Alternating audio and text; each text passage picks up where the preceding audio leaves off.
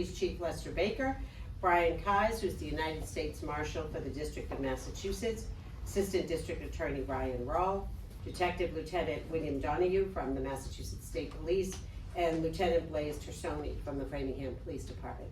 We are here this morning really to ask for your help. We have information that we want to share that we are hoping that you will help us to disseminate to the public. And the goal of that is to find an individual, Stephen Paul Gale, who is now age 71.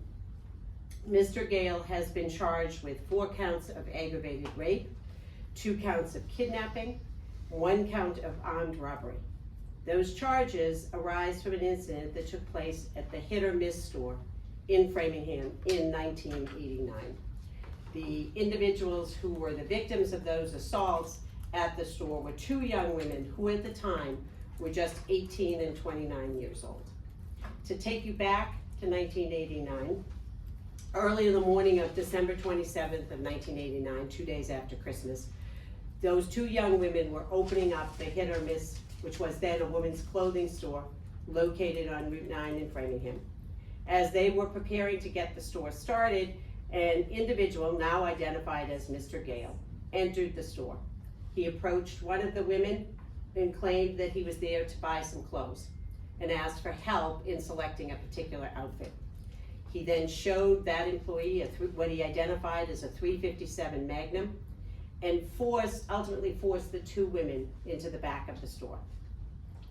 After some conversation about where the money was located in the store, he required the older woman, who was the manager of the store, or acting as the manager, to empty the money from the locked safe, which was located in the back, the store's cash register, and from her purse. He demanded that all of that money be put into a bag. He then took the younger woman out to the front, concerned that other people would come into the store, and had her handwrite a note that the store would be opening late, that it would not be opening until 11 o'clock.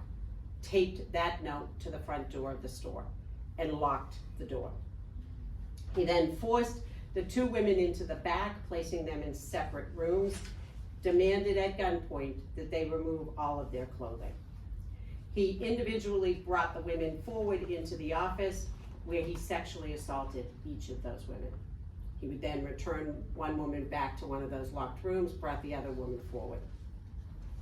At some point following both of those assaults, the suspect then left the 2 women in the individual rooms, and he went out into the front of the store. Believing that they could no longer remain in the stores, the 2 women grabbed their coats and managed to escape through a fire door at the back of the store. They ran from the store through backyards and across, ultimately reaching a home where they sought help. And despite the fact that throughout their ordeal of being robbed and sexually assaulted, the defendant had continued to tell them that they should not look at him, that they should not make any wrong move with the risk of his using the gun. Both women were able to provide investigators with important information relative to their assailant's appearance. Forensic evidence was collected from which investigators were able eventually to develop a profile, a DNA profile of the suspect.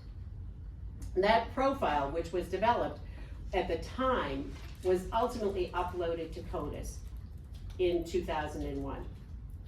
Over the years, despite continually running that profile against information in CODIS, they were never able to make an identification.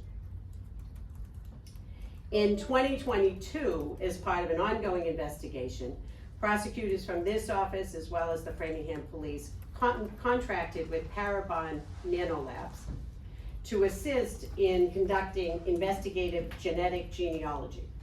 The goal was to develop new leads that could help identify the suspect. Having identified that information from the lab, we worked with law enforcement partners across the country in an attempt to locate Stephen Paul Gale. To date, these efforts have been unsuccessful. We believe that to be in part because Mr. Gale has over the years used a number of aliases and has lived and has ties to multiple states from coast to coast. Those aliases that have been used, and you'll have all this information provided, but I will give it to you now, include Stephen Pizarnik, John Rossi, Paul Costa, Paul DeRosa, Paul DeCarli, Paul Joseph DiCarlo, Stephen Miner, Paul Williams, and Paul Tazinski. We also know that during the period since the early 90s, that Mr. Gale has lived in Los Angeles, California, and Las Vegas, Nevada. We also know him to have firm ties to Phoenix, Arizona, various cities in Texas, Utah, and Florida. We are asking you to share the information which is behind us, which you will see on the far left. That is a sketch which was done by a Boston police sketch artist as a result of information provided by the two women in this case back in 1990. What you see next is Mr. Gale's license photo taken from the California Department of Motor Vehicles in 1995. And finally on the right, an age progression photo done by the FBI just recently, which gives an approximation of what we expect Mr. Gale to look like now at age 71. Mr. Gale stands 6 feet tall. He weighs about 270 pounds. We'll be disseminating that information as well. What we are asking is that people look at these photos, and any person with information regarding Mr. Gale's present location, contact either the Framingham Police Department or the U.S. Marshals tip line. I just want to reflect, and we've had these conversations before, but in 2019, when we formed here the cold case unit, I wanted victims to be aware that even though there might not have been results in their cases, we were seeing really amazing forensic breakthroughs. And that, coupled with what has happened in this case, very persistent, determined police investigative work. We are always looking and thinking about new ways to use evidence. Certainly back in 1989, the state police labs in Massachusetts were not even doing DNA testing. We weren't uploading profiles to CODIS, and we certainly weren't thinking about genetic genealogy. It is those things that have happened over time and applying them to the evidence that we have that bring us to this point where we were able to identify and indict Mr. Gale. We know that for people waiting, it is an agonizing period of time. In this case, it's been 34 years. You think about the lives that have been lived by the two women affected by this incident. But despite the passage of time, what the clear message from this office is, we do not stop working on these cases. They are never closed. And we do not forget what people came into this county and did. So our hope is today, with your help, that this information will be out to the public. We will be spreading this information nationally because of where we know Mr. Gale has been. We are asking people to look closely at these photos, and if they have information, to make that available to either the Framingham Police or the U.S. Marshal's Office. It is our hope. We have begun a journey of holding Mr. Gale accountable for these alleged offenses. Once we locate him, we'll be able to take further steps on that journey. I'm now going to turn the podium over to Chief Baker from the Framingham Police Department. Good morning. It's taken over 30 years, but with the help of technology and tireless efforts of the Framingham Police Department Bureau of Investigative Services, we are here today with an arrest warrant for this horrific crime. Not enough can be said about the two women who were victims of this crime. Their courage and their strength are to be commended. I want to commend the Framingham Police Department and especially the Bureau of Investigative Services, who continue to develop and follow up on leads. Their efforts helped us to take advantage of this new technology and help bring this case forward. I would also like to acknowledge our federal, local, and state partners here in the Commonwealth, as well as across the country, who came together to assist us in this investigation. Thank you. As Chief Guy says, you often see us standing with our local partners, but in many cases, and particularly this case, our federal partners are really critical. I'm delighted to welcome Marshal Kars. Thanks. Morning, everyone. So, yeah, we're very grateful on behalf of the United States Marshal Service to be a part of this investigation, this effort. These cases go back obviously several years. What we did is we have the wanted poster, you can see here also, that will disseminate these. We have a $5,000 reward looking for any information leading to the apprehension of this individual, Stephen Gale. We're honored, truly honored to be part of this investigation led by DA Ryan and with work alongside our valued partners, the Mass State Police and of course the Framingham Police Department. We're going to do everything that we possibly can with all the resources that we have throughout the country and beyond to bring justice to these victims, locate this individual, apprehend and bring him into custody, and be a part of this effort. So thank you very much for being a part of this. We'll take a couple questions. Marion, did the identification of this suspect, was that a DNA match to another crime, or was this strictly a DNA match to a family member? How did that come about? Forensic genealogy. They're not to another crime. Okay. Do you have, you know, there's a brutal crime that happened and 2 rapes like this.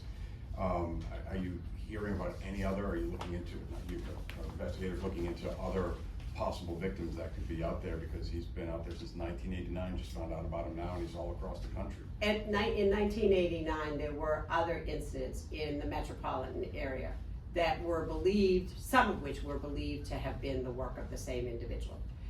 It remains to be seen whether any of those cases can be developed as being related to this case. Obviously, we didn't have a suspect then, we didn't have anybody to compare to that, and we have not reached that point yet. DA Ryan, did the DNA come from rape kits, or where did you lift the DNA from, and then how was it matched? Was it through like a 21andMe kind of? So the DNA was originally developed from DNA recovered in forensic testing immediately following the December 1989. So that was where we got the original DNA. The forensic genealogy, it's really an investigative tool. So you take a profile that you have, when it's been through CODIS over the years, what it seems to indicate is that that person is not in CODIS. But you can sometimes get an indication that some DNA that is in there is not the person that you're looking for, but that there is some relationship. And working from that, forensic genealogists are able to develop leads for investigators to follow. So you may be able to develop a family tree of sorts, that there are people, it is believed that there are people in that family who may be related to the person who has the DNA that you have tested. And then it is a long, painstaking process for investigators to work through that family tree, determine who's the right age, who's the right gender, who would have been in an appropriate location, and try to figure out whether there is somebody who's an appropriate site in that subject there. Then it's also a question of often obtaining DNA from family members who are identified to be able to do an additional match. But unlike an automatic person-to-person DNA match, forensic genealogy is just an investigative tool. It points investigators in a direction. It's another tool in our toolbox. And then the investigators work, as they have in this case, very hard to track through that and to ultimately identify someone. Can you talk about what's gone into the national search for him? There've been numerous efforts, both with our law enforcement partners at the Marshal's office, as well as law enforcement in various other places. The usual types of things that you would expect, numerous interviews, connections, checking records, following up on, it's a very long time. And people can be in many, many places in almost 35 years. So there's really, over the last several months, been a painstaking search to try to figure out where he went, where he's been, and where he might be now. And Did when you was have the a good last trail? time that Yeah. when was the last time that you know that he was alive? The last known sighting that we have is in 2007. What was that? We have some information that he was at a family event in 2007. And In where? Massachusetts? No, In the US? Yes. Can you just tell us where in the yes, US? no, in the United States. So do you have a firm, like after he left Massachusetts, are you able to track him, and do you have an idea where he went and what order that he No. went? What No, was the time frame he was in Massachusetts? Do you know? we do not know that. We know he was obviously here in the late 80s. He has family, we do know that he has family ties in Massachusetts. Was he living in Massachusetts at the time? We don't have firm information about that. Do you know why he was traveling all over the country? And do you know anything about his job or profession? No, we don't have, we have a lot of mixed information about that. What was the reaction of the victims when you told them about this after decades? I think It'd be fair to say that it is always bittersweet. I mean, you are obviously going back to something that was almost a lifetime ago. I think the reaction today when we spoke to both women was just real gratitude for the type of police investigative work that's been done. And also, obviously, a hope that this is the first step. We now have somebody charged in this case, and that we will ultimately be able to locate that individual and continue the process. Talk about the statute of limitations with him being potentially all over the country, and in the past, many times survivors have told the statute has expired in cases like this. So the statute of limitations, which is the time following a crime when people can normally be prosecuted, that there are many things that can toll or stop that statute, and one is absenting yourself from the Commonwealth. And do you believe if you find him We that do believe that, yes. you will be able to charge him? Yes, we do. Yes. Do you believe you will be able to find him? I think that we have an incredible network, as you can see, of law enforcement literally across this country who are helping us with that. There's already been a great deal of work done. That work is gonna continue. Many times, as everyone in this room knows, many times it is people in the public who have a piece of information. That's what we're really asking for your help with, in getting this information out there. Hopefully someone looks at that and makes a connection, particularly as to the more recent photograph, the age progression photograph. So I think that we have an amazing team in place. I have every expectation we may get to a successful result. Has he been arrested for anything past 1989? That's not a conversation we're gonna have at this point. As to the